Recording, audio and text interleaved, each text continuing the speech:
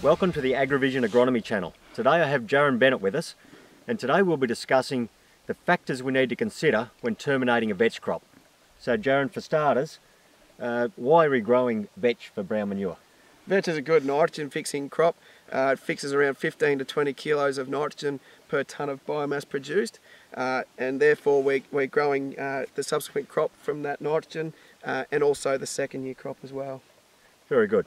What are your key considerations you need to take into account when working out when to terminate that vetch crop?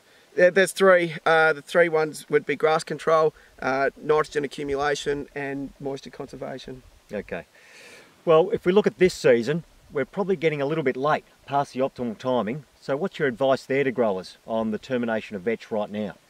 Yeah, most crops are at that flowering stage or beyond in some areas, so I'd be really getting out and taking a look. We don't want it to be any later than that flowering stage, ideally.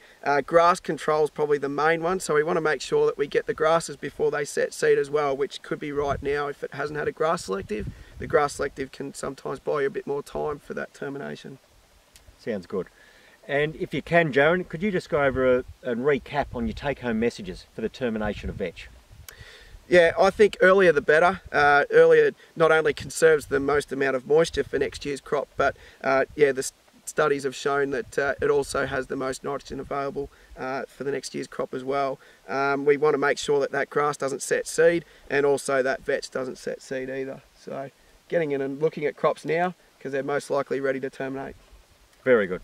Well, thanks, Jaron. This is Kent Wooding and Jaron Bennett for the Agrivision Agronomy channel.